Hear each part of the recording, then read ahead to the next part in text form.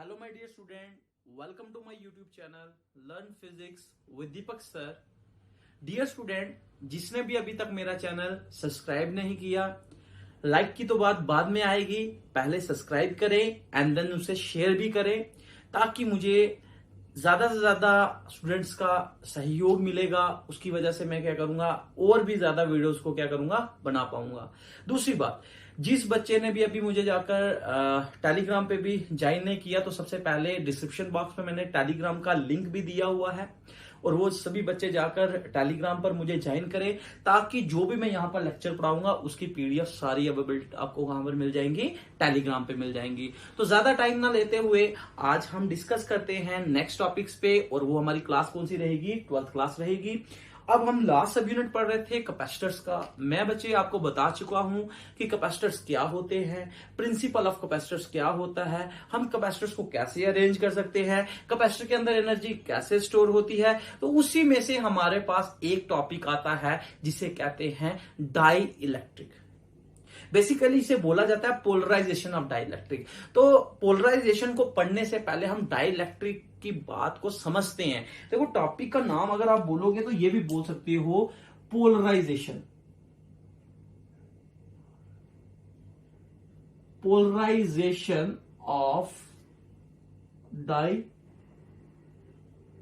Electric. What's the meaning of polarization of dielectric? तो polarization को समझने से पहले हम क्या करते हैं, डाइलेक्ट्रिक को समझते हैं। तो यहां पर कंसेप्ट आता है कि what do you mean by dielectric. बच्चे देखो, डाई इलेक्ट्रिक की अगर मैं बात करूं, देखो फिजिक्स की लैंग्वेज में बाद में समझाऊंगा, बट मैं इसकी डेफिनेशंस पहले आपसे बात करता हूं, शॉर्टकट वे में लिखूंगा, ठीक है। उसकी आपको डिस्क्रिप्शन बॉक्स में मैंने बोला, आपको टेलीग्राम में सब कुछ मिल जाएगी इसकी डेफिनेशंस वगैरह। तो हम इस टॉपिक्स को अच्छे से समझते हैं, और ये थोड़ा डिफिकल्ट टॉपिक भी है, ठीक है, जो कोशिश करूंगा इजी वर्डिंग में समझाने की। तो बेसिकली डाई इलेक्ट्रिक होता क्या है?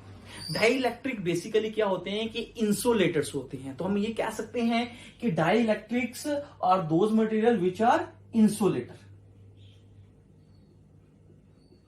ठीक है।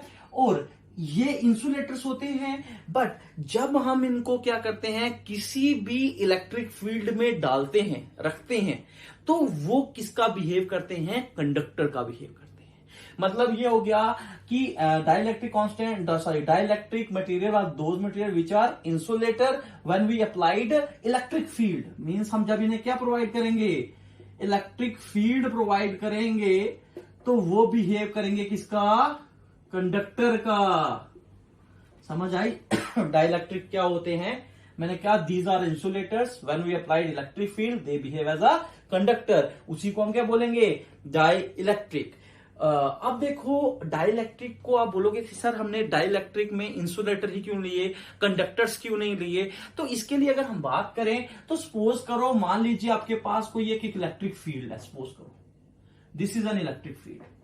अब जब इस इलेक्ट्रिक फील्ड, मान लीजिए ये इलेक्ट्रिक फील्ड मेरे पास ई है। बच्चे समझना अच्छे से, देखो इसकी डेफिनेशन बिल्कुल इजी है। डाइलेक्ट्रिक में हम ये सिंपल कह सकते हैं कि those material which are insulator when we applied electric field they behave as a conductor is known as dielectric, ठीक है। उसके बाद हम क्या बोल सकते हैं, मान लीजिए इसको समझने के लिए ये कंसेप्ट मतलब कैसे है, ये कैसे इंसुलेटर कंडक्टर का काम करता है, तो बात करेंगे। मान लीजिए अगर हम एक इलेक्ट्रिक फील्ड लेते हैं, ठीक है। अब इस इलेक्ट्रिक फील्ड में ही क्या करते हैं, कोई एक कंडक्टर डाल देते हैं। मान लीजिए this is a conductor. Conductor को जब मैंने इलेक्ट्रिक फील्ड में रखा तो क्या होगा, एज वी नो दैट कि इस इलेक्ट्रिक फील्ड में जब हम कंडक्टर रखते हैं तो यहां पर क्या आ जाएगा, नेगेटिव चार्ज अपेयर हो जाएंगे। तो ये प्रिंसिपल में पढ़ा चुका हूं भाई आपको, अगर यहां पर पॉजिटिव हो तो यहां पर नेगेटिव आएगा ना, और यहां पर अगर पॉजिटिव है तो यहां पर क्या आ जाएगा, पॉजिटिव, क्योंकि इलेक्ट्रिक फील्ड यहां से हो जाएगी। अब यहां पर ये इक्वल एंड अपोजिट चार्ज आ गए, तो विच मीन्स यहां पर क्या बनाएंगे, एक डाइपोल बनाएंगे, और इनके बीच में कुछ लेंथ होगी जिसे डाइपोल लेंथ कहेंगे, और इसकी कुछ ना कुछ अपनी ही फील्ड होगी, और वो जो फील्ड होगी वो पॉजिटिव टू नेगेटिव होगी। ये पढ़ा चुका हूं मैं ऑलरेडी आपको। तो वो मान लीजिए, मान लो हम कहते हैं ई नॉट को मान ले, तो इन दोनों का मैग्नीट्यूड तो सेम हुआ, बट दोनों की डायरेक्शन क्या हुई, अपोजिट हुई। तो जो नेट इलेक्ट्रिक फील्ड होगी वो क्या हो जाएगी, जीरो। तो यहां से आपको एक ऑब्जेक्टिव में भी आ सकता है कि अगर हम एक अप्लाइड इलेक्ट्रिक फील्ड में कोई कंडक्टर इंसर्ट कर देते हैं तो उसमें बनने वाले नेट इलेक्ट्रिक फील्ड क्या हो जाएगी, वो जीरो हो जाएगी। तो ये हम पढ़ा चुका हूं ना मैं आपको, ड्यू टू इंडक्शन यहाँ नेगेटिव चार्ज अपेयर हो जाएंगे, यहाँ पर पॉजिटिव चार्ज हो जाएंगे। तो उसमें जो इंटरनली जो बनेगी इलेक्ट्रिक फील्ड वो इस तरफ होगी और हमारी जो एक्सटर्नल फील्ड थी वो इस तरफ होगी। दोनों का मैग्नीट्यूड सेम होगा तो नेट इलेक्ट्रिक फील्ड क्या होगी, जीरो होगी। ठीक है, अब बात आती है कि कोई और, मैं सिंपल सेम वे से यहां पर बात करूंगा। मान लीजिए अगेन मेरे पास क्या है, एक इलेक्ट्रिक फील्ड है। ठीक है, अब यहां पर अगर इलेक्ट्रिक फील्ड है तो जब मैं इसके अंदर क्या करूंगा, एक इंसुलेटर डालूंगा। देखो अब इंसुलेटर के अंदर तो कंडक्टिंग होती नहीं है, तो विच मीन्स हम ये कह सकते हैं कि यहां पर जो फील्ड बनेगी इंसुलेटर की वजह से, इंसुलेटर भी कुछ ना कुछ फील्ड इफेक्ट प्रोड्यूस करते हैं, बट उनका जो मैग्नीट्यूड होगा वो काफी छोटा होगा। विच मीन्स ई, ये मान लो इसको ई नॉट मान लो। ये कब, जब हमने इसमें कौन से डाले, इंसुलेटर डाले। किसी में हमने क्या डाला, यहां पर इंसुलेटर जब मैंने रखा किसी इलेक्ट्रिक फील्ड के अंदर, यहां पर मैंने क्या डाले, कंडक्टर डाला। जब कंडक्टर डालोगे तो उसका फील्ड इफेक्ट एक्सटर्नल के बराबर ही होगा, तो वो कंपनसेट एक दूसरे को कैंसिल आउट करके नेट इफेक्ट जीरो हो जाएगा। बट यहां पर ऐसा नहीं होता। जब कभी भी हम एक इलेक्ट्रिक फील्ड के अंदर क्या करते हैं, इंसुलेटर ड्रा करेंगे, तो यहां पर क्या होगा, कुछ ई फील्ड एक्सटर्नल बनी और ये इंडक्टर जो मैंने डाला, इस इंसुलेटर सारी डाला जो इसके अंदर, अब ये इंसुलेटर का कुछ ना कुछ मैग्नीट्यूड होगा। अब क्या करेगा, ये इतनी जो एक्सटर्नल इलेक्ट्रिक फील्ड है उसको क्या कर देगा, रिजेक्ट कर देगा। तो यहां पर मेरे पास जो एक्सटर्नल इलेक्ट्रिक फील्ड होगी वो कुछ ना कुछ तो बनेगी ना।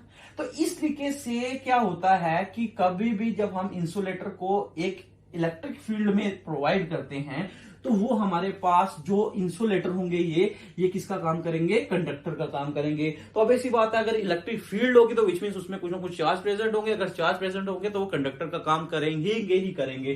तो डियर स्टूडेंट, ये आपको समझ आई होगी। विच मींस अगर मैं एक और बात करूं, मानो ई का 5 यूनिट कोई मैग्नीट्यूड है, ये वाली जो इंसुलेटर डाले हमने इसका कुछ मैग्नीट्यूड आ गया 2, तो मेरे पास आ गया 5 - 2, तो टोटल मेरे पास कितने बचे, 3 यूनिट्स। तो विच मीन्स एक्सटर्नल फील्ड का कुछ ना कुछ इन्फ्लुएंस होगा ना।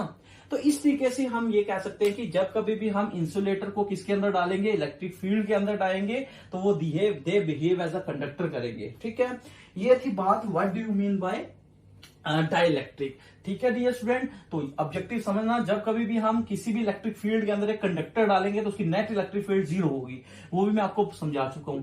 अब बात आती है कि ये जो नॉन कंडक्टर्स की मैंने बात की, जो डाइलेक्ट्रिक्स की बात की, डाइलेक्ट्रिक बेसिकली इंसुलेटर्स हैं। अब हमारे पास ये जो इंसुलेटर्स हैं, जो डाइलेक्ट्रिक्स हैं, ये हमारे पास दो टाइप्स के होते हैं। एक को कहते हैं नॉन पोलर डाइलेक्ट्रिक्स, याद रखना। एक को मैंने क्या बोला, क्या बोलते हैं, नॉन पोलर डाइलेक्ट्रिक, और एक को हम कहते हैं polar dielectric. Basically non polar dielectric molecules भी बोलते हैं और क्या बोल सकते हैं हम, पोलर डाइलेक्ट्रिक मॉलिक्यूल्स भी बोलते हैं। ठीक है, तो सबसे पहले हम डिस्कस करते हैं what do you mean bye non polar molecules क्या होते हैं। ठीक है, पहले मेरा टॉपिक क्या आएगा इसमें, नॉन पोलर डाइलेक्ट्रिक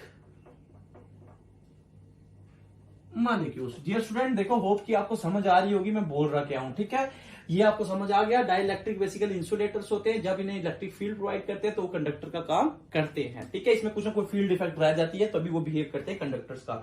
अब हम यहां पर बात कर रहे हैं कि नॉन पोलर डाइलेक्ट्रिक मॉलिक्यूल्स कैसे होते होंगे। ये बेसिकली डाइलेक्ट्रिक की ही टाइप्स हैं।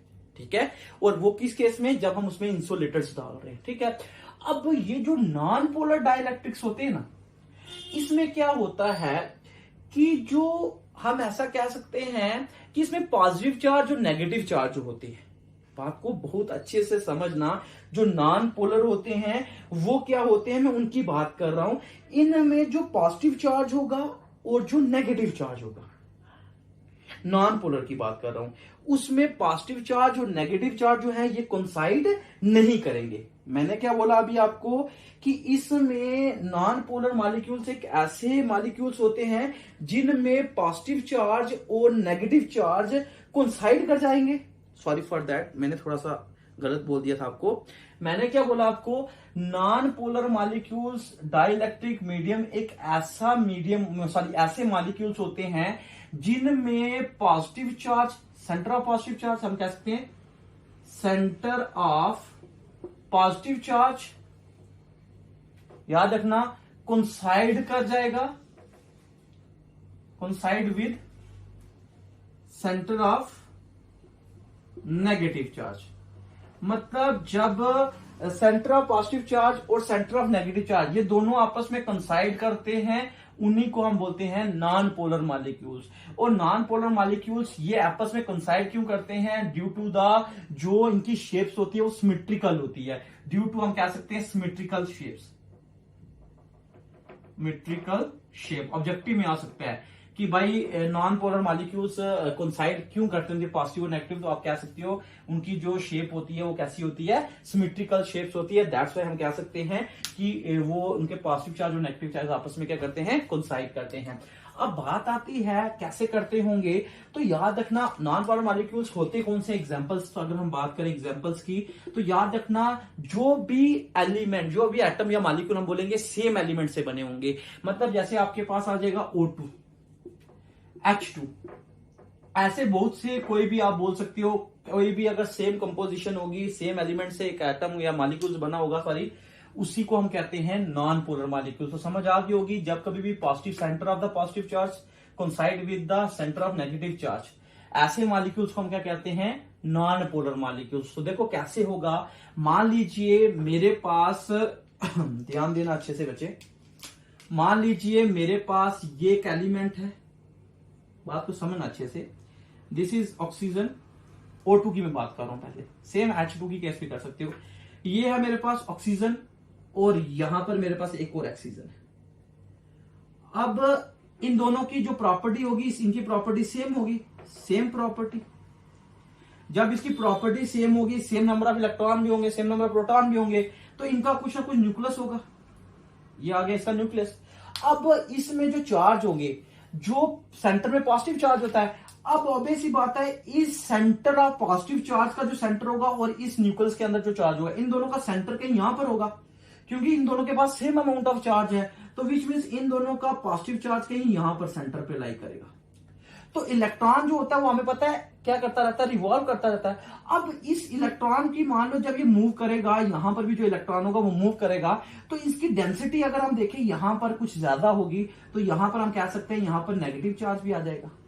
तो सेंटर का सॉरी नेगेटिव चार्ज का सेंटर और पॉजिटिव चार्ज का सेंटर दोनों का क्या होगा, सेम पॉइंट पे लाई करेगा, दोनों का सेंटर जो होगा वो सेम होगा। तो नेगेटिव चार्ज पॉजिटिव आपस में क्या कर देंगे, नेगेटिव और पॉजिटिव क्या हो जाएंगे, कैंसिल हो जाएंगे। तो इन दोनों के बीच में डिस्टेंस ही नहीं रहेगा, तो विच मींस हम यहां से कह सकते हैं कि उनकी जो डाइपोल मूवमेंट होगी वो भी क्या होगी, जीरो होगी। तो यहां से हम एक और पॉइंट बोल सकते हैं, in case of polar sorry in case of non polar dielectric medium के केस में, मॉलिक्यूल के केस में जो नेट डाइपोल मूवमेंट होती है वो क्या होती है, जीरो होती है। भाई अभी खाली मैं इनके कॉन्सेप्ट समझा रहा हूं आपको, डेफिनेशन समझा रहा हूं, यहां गर्मी बहुत है। तो अब उसके बाद हम बात करेंगे, ये बाद में बिहेव करवाऊंगा मैं इसको, कैसे कंडक्टर का काम करेगा, ठीक है, वो बात करूंगा। होप कि आपको समझ आ गया होगा कि नॉन पोलर्स क्या होते हैं, नॉन पोलर्स डाइइलेक्ट्रिक मॉलिक्यूल से कैसे होते हैं, जिनका मॉलिक्यूल्स का centre charge, centre of positive charge कंसाइड कर जाएगा सेंटर ऑफ नेगेटिव चार्ज के साथ। किसकी वजह से, ड्यू टू सिमेट्रिकल शेप, दोनों की शेप सेम है क्योंकि प्रॉपर्टीज दोनों की सेम है, ठीक है। तो ऐसे मॉलिक्यूल्स को हम कहते हैं नॉन पोलर डाइइलेक्ट्रिक मॉलिक्यूल्स, ठीक है बच्चे। तो इनमें जो डाइपोल मूवमेंट होगी वो हमने बता दिया, मैंने बता दिया, वो क्या होगी, जीरो होगी। होप कि अंडरस्टैंड आपको समझ आया होगा कि मैंने क्या कहा आपको, नॉन पोलर डाइइलेक्ट्रिक मॉलिक्यूल्स। अब हमारे पास आता है पोलर मॉलिक्यूल्स, ठीक है। ये कभी कभी एग्जाम में क्वेश्चन आता है डिफरेंसेस बिटवीन, तो मैंने 2-3 डिफरेंस आपको बता चुका हूं। अब आता है आपके पास क्या, पोलर। अब बात आती है पोलर डाइइलेक्ट्रिक मॉलिक्यूल्स। तो बच्चे पोलर डाइइलेक्ट्रिक मॉलिक्यूल सिंपल याद रखना कि जिसमें पॉजिटिव चार्ज का सेंटर, हम ऐसा कह सकते हैं the centre of positive charge and the centre of negative charge coincide नहीं करेंगे। क्यों नहीं करेंगे, due to asymmetrical shapes of molecules. बात को देखो, समझो, मुश्किल कोई चीज नहीं है। इन दिस मॉलिक्यूल ऐसे लिख देना, in this molecule the centre of positive charge, मैं चंदन लिखने लगा था, चार्ज, ठीक है, the centre of positive charge and the centre of negative charge coincide का स्पेलिंग देख लेना भाई, हाँ, डज नॉट कोइंसाइड आएगा, sorry, does not coincide with each other, इसी को हम क्या कहते हैं, पोलर डाइइलेक्ट्रिक मॉलिक्यूल। मतलब जिसमें सेंटर ऑफ पॉजिटिव चार्ज का सेंटर और नेगेटिव चार्ज का जो सेंटर होगा वो कंसाइड नहीं करेंगे, उन्हें हम कहते हैं पोलर डाइइलेक्ट्रिक मॉलिक्यूल्स। किसकी वजह से होते हैं? Due to asymmetrical shape की वजह से क्या हम कह सकते हैं कि पोलर डाइइलेक्ट्रिक मॉलिक्यूल्स की एसिमेट्रिकल शेप के होने की वजह से सेंटर ऑफ पॉजिटिव चार्ज और सेंटर ऑफ नेगेटिव चार्ज आपस में कोइंसाइड नहीं करते। तो अगर हम इसकी एग्जांपल करें तो एग्जांपल आप कोई भी बोल सकते हो कि दो डिफरेंट एलिमेंट से मिलकर कोई भी मॉलिक्यूल बनेगा, या हम कह सकते हैं उसे, वो हमारे पास पोलर डाइइलेक्ट्रिक मॉलिक्यूल होती है। तो सबसे अच्छी एग्जांपल मैं लेता हूं HCl की, ठीक है। अब आपको पता है HCl में जो क्लोरीन होता है वो मोस्ट इलेक्ट्रोनेगेटिव कैरेक्टरिस्टिक्स होता है उसका, ठीक है। तो यहां पर ऑब्वियस ही बात है कि जो क्लोरीन होगा उसका साइज बड़ा होगा क्योंकि इसमें नंबर ऑफ इलेक्ट्रॉन प्रोटॉन ज्यादा होंगे एज कम्पेयर टू हाइड्रोजन। तो हाइड्रोजन इसके साथ छोटा, एक बच्चों की तरह छोटू सा दिखाई देगा। तो मान लीजिए मैं इसके साथ एक ये मान लो Cl ले लिया, ये मैंने हाइड्रोजन ले लिया। अब इसका सेंटर मान लो हम ऐसे, ये न्यूक्लियस है और इसका ये न्यूक्लियस है। और बेसिक बात है, इसका जो क्लोरीन का जो चार्ज का जो सेंटर होगा और हाइड्रोजन का, और बेसिक बात है ज्यादा रीजन कौन ऑक्युपाई करेगा? क्लोरीन ही करेगा क्योंकि इसमें जो चार्ज है वो ज्यादा है। तो विच मीन्स हम कह सकते हैं कि इसका जो चार्ज का जो सेंटर होगा, पॉजिटिव चार्ज का जो सेंटर होगा यहां पर होगा। अब नेगेटिव चार्ज की बात करें तो नेगेटिव चार्ज यहां पर भी है, बट इसमें नेगेटिव ज्यादा होना क्योंकि इलेक्ट्रोनेगेटिव कैरेक्टरिस्टिक्स का ज्यादा है, तो ये इलेक्ट्रॉन को खींचेगा इस तरफ। तो ये इस इलेक्ट्रॉन को खींच के मान लो ये नेगेटिव चार्ज कहीं यहां पर होगा, कहीं यहां पर आ जाएगा इसका नेगेटिव चार्ज, और यहां पर क्या आ गया? पॉजिटिव। तो विच मीन्स कि मैं बाहर एक अरेंजमेंट बना देता हूं, फिगर बना देता हूं, ये माइनस आ गया यहां पर और यहां पर क्या आ जाएगा? पॉजिटिव चार्ज आएगा। तो विच मीन्स यहां पर आप देखो two equal and opposite charge आ भी गए, ठीक है, और इनके बीच में कुछ ना कुछ डिस्टेंस भी है। तो यहां पर हमारे पास, इसके पास कुछ ना कुछ इलेक्ट्रिक डाइपोल मूवमेंट क्रिएट होगी। तो विच मीन्स यहां पर क्या आ गई? इसके पास इलेक्ट्रिक डाइपोल मूवमेंट। तो इस तरीके से आप देख सकते हो कि इन दोनों के बीच में नेगेटिव पॉजिटिव चार्ज ने कंपनसेट नहीं किया, कंसाइड नहीं किया, बट पहले में पॉजिटिव और नेगेटिव का सेंटर सेम आ रहा था, यहां पर सेम नहीं आ रहा। और यहां पर जब मैंने अभी बोला आपको, सेंटर ऑफ पॉजिटिव चार्ज जब नहीं कंसाइड करेंगे तो मेरे पास जो मॉलिक्यूल्स बनेंगे, जो डाइइलेक्ट्रिक बनेंगे वो पोलर्स होंगे। अगर कंसाइड कर जाते हैं तो वो कौन से होंगे? नॉन पोलर होंगे। ड्यू टू एसिमेट्रिकल शेप की वजह से पोलर होता है और वो सिमेट्रिकल। तो देखो दोनों की सिमेट्री सेम है, दोनों की प्रॉपर्टी डिफरेंट है, तो तभी तो इन दोनों का सेंटर भी क्या आ रहा है? डिफरेंट डिफरेंट वेज में आ रहा है। तो इसलिए हम ये कह सकते हैं कि in case of polar dielectric molecule के केस में हमारे पास डाइपोल मूवमेंट क्रिएट होती है, ठीक है। तो इसमें जो डाइपोल मूवमेंट होती है वो परमानेंट होती है, permanent dielectric dipole movements create होती है, ठीक है डियर स्टूडेंट। होप कि अब आपको समझ आ रहा होगा कि मेरे कहने का मतलब क्या है। ये थे आपके पास डाइइलेक्ट्रिक, ठीक है। अब देखो डाइइलेक्ट्रिक को मैंने बता दिया कि ये पोलर्स होते हैं और नॉन पोलर। अब ये देखो कंडक्टर्स कैसे बिहेव करते हैं, वहां से ही आपका कंसेप्ट आ जाएगा, पोलराइजेशन ऑफ डाइइलेक्ट्रिक की डेफिनेशंस भी क्रिएट हो जाएगी। तो डियर स्टूडेंट्स, अभी भी जिसने मेरे चैनल को सब्सक्राइब नहीं किया तो सबसे पहले जाकर सब्सक्राइब कर दीजिए, ठीक है, और बेल आइकन को जाकर घंटी बजाइए उस पे है। तो अब हम बात करते हैं जर्नल इसके साथ। अब आपको इसका टॉपिक तो समझ आ गया होगा, अब हम इसको थोड़ा और इलेबोरेट करते हैं। मान लीजिए मेरे पास कोई एक कंटेनर है, ठीक है, बात को समझना अच्छे से है, थोड़ा मैंने कहा थोड़ा बोरिंग भी लगेगा, बट जिसने पहले से टॉपिक पढ़ता आ रहा है उसको, उसके लिए इजी होगा, उसके लिए मुश्किल नहीं होगा। मान लीजिए मेरे पास कोई एक कंटेनर है, अब इसके अंदर मैंने क्या किया है कि अलग अलग कोई, यहां पर पहले मैंने क्या रख दिए, यहां पर हम कह सकते हैं कि यहां पर मैंने रख दिए नॉन पोलर, मान लो नॉन पोलर मॉलिक्यूल्स यहां पर रख दिए, तो नॉन पोलर मॉलिक्यूल्स इसमें रखूंगा और मान लीजिए इस पे मैं क्या रखता हूं, पोलर मॉलिक्यूल्स। देखो यहां से ही हम पोलराइजेशन ऑफ डाइलेक्ट्रिक की डेफिनेशंस भी आ जाएगी। तो आज यू नो दैट अगर इसके ये जो मॉलिक्यूल्स होंगे, इसका जो पॉजिटिव और नेगेटिव ये एक सीक्वेंस ऑर्डर में होंगे। एज यू नो दैट इनकी बात करें, अभी इनको कोई भी मैंने इलेक्ट्रिक फील्ड प्रोवाइड नहीं किया, तो इसका पॉजिटिव और नेगेटिव सेम होगा, इसका पॉजिटिव नेगेटिव सेम होगा, इसका पॉजिटिव नेगेटिव सेम होगा और इसका पॉजिटिव नेगेटिव एक ही सेंटर पे होगा। ये बड़ा ना अभी हमने, यही मैंने आपको बताया, इनका पॉजिटिव और नेगेटिव जो इन नॉन पोलर मॉलिक्यूल्स का सेंटर पॉजिटिव दोनों कंसाइड कर जाते हैं एक दूसरे के साथ। बट इसी डाइलेक्ट्रिक को जब मैं क्या करता हूं, मैं अब ये सारा नहीं बना रहा, ऐसे बना रहा हूं थोड़ा सा, ठीक है। इसमें मैं अब एक ही बनाऊंगा, ज्यादा नहीं बनाऊंगा ताकि आपको दिखाई दे दे। अब मान लीजिए मैंने इसको क्या कर दिया, एक इलेक्ट्रिक फील्ड प्रोवाइड कर दी। अब मान लीजिए इसको जब मैंने एक इलेक्ट्रिक फील्ड प्रोवाइड कर दी, तो इसके अंदर क्या होगा, और एज नो दैट थोड़ा सेपरेट करके मैं ऐसी चीज बनाने लगूं। मान लो ये पॉजिटिव है तो ऐसे नेगेटिव दोनों एक तरफ है, तो अब क्या होगा, ये पॉजिटिव करैक्टर इसको क्या करेगा, इस तरफ खींचेगा, फील्ड इस तरफ पॉजिटिव को खींचेगी। जब ये दोनों भी साथ साथ है मान लो, अब फील्ड उस तरफ जा रही है, तो विच मीन्स इसको पॉजिटिव मतलब पॉजिटिव नेगेटिव चार्ज इस पॉइंट पे मान लो। अब जब फील्ड इस तरफ जा रही है तो ये पॉजिटिव को करैक्टर को क्या करेगा, इस तरफ खींचेगा और नेगेटिव करैक्टर इस तरफ जाएगा। तो विच मीन्स में अगर ये दोनों कंसाइड थे, अब ये दूर दूर हो जाएंगे। तो जब ये अब इनकी रियल इमेज देखो, अब कुछ ऐसा क्रिएट होगा, ऐसा क्रिएट होगा कि ये पॉजिटिव करैक्टर यहां पहुंच जाएगा और नेगेटिव करैक्टर यहां पहुंच जाएगा।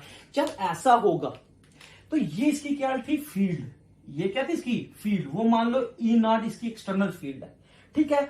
अब यहां पर जो इसके पास पहले डाइपोल मूवमेंट 0 थी, बट यहां पर अब नेट डाइपोल मूवमेंट मतलब पी समझ लेना, वो कुछ ना कुछ तो है। अब ये 0 के बराबर नहीं है, तो अब जब ये 0 के बराबर नहीं होगा तो ऑब्वियस सी बात है इसकी कुछ ना कुछ फील्ड होगी। और इलेक्ट्रिक डाइपोल मूवमेंट में हमने पढ़ा था जो फील्ड होती है वो पॉजिटिव टू नेगेटिव होती है, तो मान लो ई नॉट होगी। अब क्या होगा, इसका मैग्नीट्यूड, देखो ये है छोटा सा, मैं बड़ा बना रहा हूं। अब क्या होगा, ऑब्वियस सी बात है जो इलेक्ट्रिक फील्ड होगी इस तरफ है, एक्सटर्नल इलेक्ट्रिक फील्ड यहां पर है, तो ये ईपी में रख रहा हूं, मतलब इलेक्ट्रिक फील्ड प्रोवाइड कौन कर रहा है, प्रोड्यूस कौन कर रहा है, इलेक्ट्रिक डाइपोल मूवमेंट कर रहा है।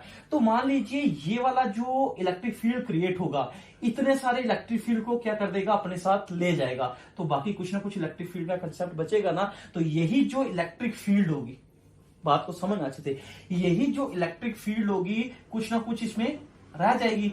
अब यहां पर जब ये कुछ रह जाएगी तो ऑब्वियस ही बात है इसने क्या किया, एक्सटर्नल फील्ड को कम किया, जब उनमें उसने क्या डाले, डाइलेक्ट्रिक डाले। विच मीन्स जब हम क्या करेंगे, किसी भी एक्सटर्नल फील्ड में डाइलेक्ट्रिक डालेंगे तो ये क्या करेगा, एक्सटर्नल फील्ड को क्या करेगा, रिड्यूस करेगा।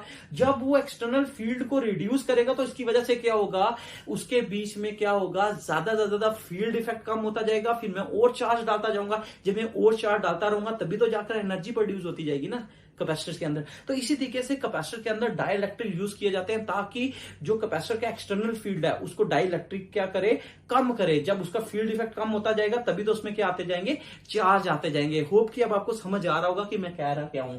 तो इसी तरीके से मान लीजिए हम इसको मैथमेटिकली लिख सकते हैं, ईपी आ गया, ये जो फील्ड क्रिएट किया डाइपोल ने, डाइपोल ने, और ये ई नॉट जो एक्सटर्नल फील्ड थी, तो नेट इलेक्ट्रिक फील्ड क्या आ जाएगी, ई इज इक्वल टू, ये याद रखना, अब आपको हमेशा याद ये चीज रखनी है। तो ये आ जाएगा net electric field minus EP जो डाइपोल ने क्रिएट किया। तो ये मान लो मैंने वही पहले बताया 5 यूनिट है, तो ये मान लो अगर 2 यूनिट है तो 5 यूनिट माइनस 2 यूनिट, तो मेरे पास नेट क्या बच जाएगी, ई बच जाएगी, ई यूनिट्स। तो इस तरीके से आपको समझ आ रहा होगा क्या हुआ।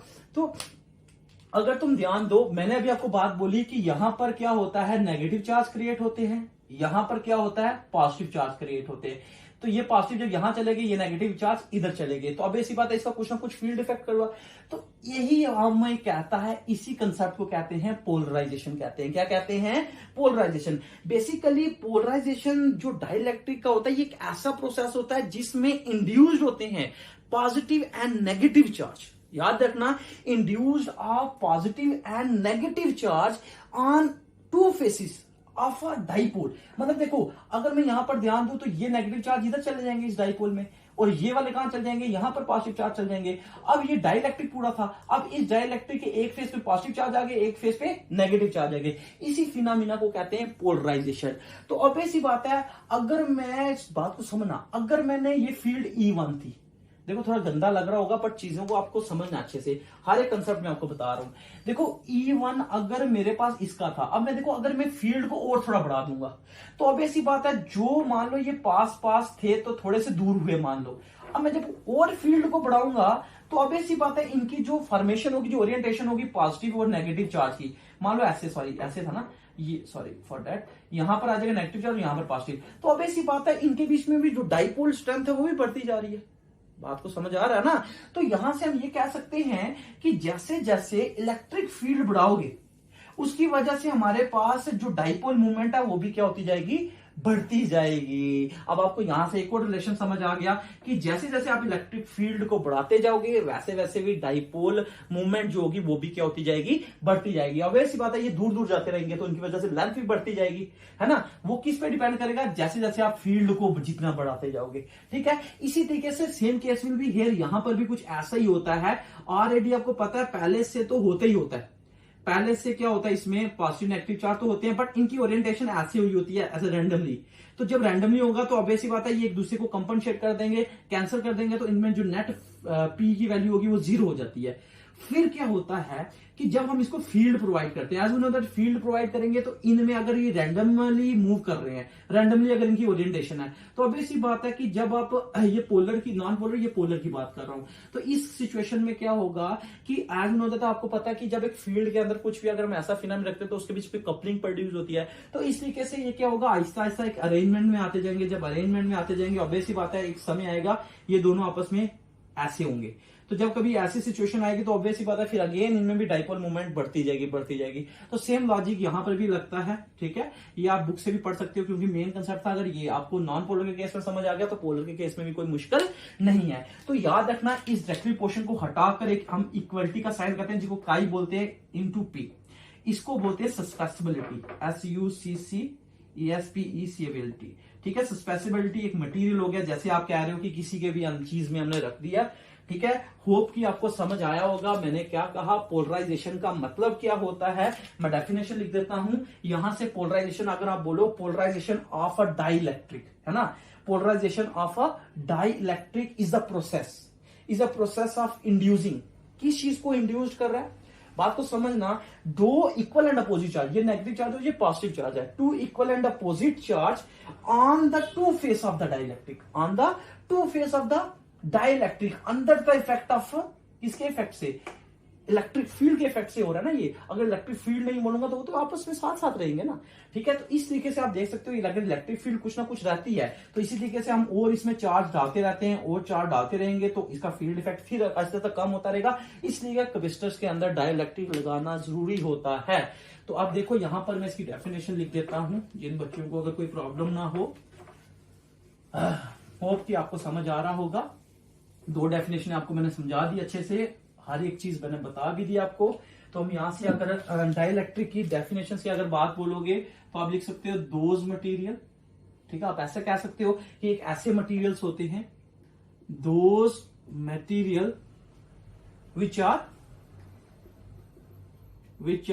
क्या होंगे, which are insulators, which are insulator. ये किसका काम करेंगे, इंसुलेटर का काम करेंगे। बट जब हम क्या करेंगे, देखो जो मैं वर्डिंग बोल रहा हूं वही इजी वर्डिंग में लिखूंगा। बट व्हेन क्या करेंगे, अप्लाइड इलेक्ट्रिक फील्ड अप्लाई करेंगे ना। बट व्हेन प्लेस्ड, जब हम इसे रखेंगे, प्लेस्ड इन, किसके अंदर रखेंगे, इलेक्ट्रिक फील्ड के अंदर रखेंगे, इलेक्ट्रिक फील्ड के अंदर रखेंगे, ठीक है। They behave as a conductor. Simple मैं ये भी लिख सकता हूं, they behave as a conductor. तो हम कह सकते हैं कि इसमें इंड्यूस होते हैं चार्ज, देन मैं ऐसे कहूंगा then they behave as a conductor, ठीक है। बाकी को आप लिख लो। अब आता है दूसरा पोलराइजेशन की definition. Polarization of a dielectric मैंने क्या कहा, एक प्रोसेस होता है जिसमें इंड्यूस होते हैं दो equal and opposite charge on the face of the dipole under the effect of electric field. That देखो ये जो होता है, इसमें चार्ज प्रोड्यूस होते हैं दोनों के, उस फिनोमिना को कहते हैं पोलराइजेशन। ठीक है, और जो उसके बीच में हम रखते हैं उसे कहते हैं इंसुलेटर्स। डाइलेक्ट्रिक बेसिकली इंसुलेटर्स हैं, बट वो करेंगे जब हम उसको इलेक्ट्रिक फील्ड, देखो ये दोनों टर्म लिंक करती हैं, पोलराइजेशन ऑफ डाइलेक्ट्रिक। ठीक है, अब मैंने आपको क्या बोला, पोलराइजेशन ऑफ डाइलेक्ट्रिक। ठीक है, polarization of dielectric is the process of, बहुत गर्मी है भाई इधर, is the process of inducing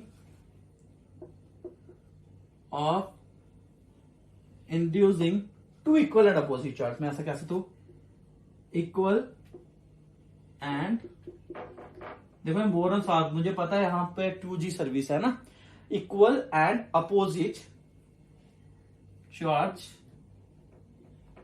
ठीक है, equal and opposite charge on the face, on the to faces, दो है ना, on the to faces of the dielectric, और ये दो फेसेस पे चार्ज कब इंड्यूस होंगे, ऑन द एप्लीकेशन ऑफ, किसकी एप्लीकेशन से करोगे, on the application what, on the application of electric field. इसी को हम कहते हैं पोलराइजेशंस। ठीक है, समझ आ गया होगा। देखो अब मैंने इसको आपको बता दिया, वैसे क्या बोला आपको मैंने, ई जो होता है डायरेक्टली डिपेंड करता है पी को, ई इज इक्वल टू काई ऑफ पी, इसको कहते हैं सस्पेसिबिलिटी। आपको ऐसे पूछ भी सकता है कोई, तो वो मैंने आपको बता दिया। एक और कंसेप्ट आपको बता दिया, नेट इलेक्ट्रिक फील्ड हो जाएगा ई नॉट माइनस ई। ठीक है, अब क्या होता है, इसी में आपके पास एक आता है dielectric constant, dielectric constant term आती है। ठीक है, अब ये डाइलेक्ट्रिक कांस्टेंट की अगर हम बात करें तो इसको के से रिप्रेजेंट करते हैं, किससे करते हैं, के से। अब ये कहता है बेसिकली डाइलेक्ट्रिक कांस्टेंट जो है, इन केस ऑफ कैपेसिटर की बात करें, बेसिकली एक रेशियो होती है। किसकी रेशियो होती है, ई नॉट जो अप्लाइड फील्ड किया होगा, और दूसरा ये जो आपके पास रिड्यूस होकर जो रिजल्टेंट वैल्यू निकली होगी ई, इन दोनों की रेशियो को ही हम क्या कहते हैं, व्हाट, इन दोनों की रेशियो को ही हम क्या कहते हैं, dielectric constant. Basically dielectric constant is the ratio to the applied field to the reduce field.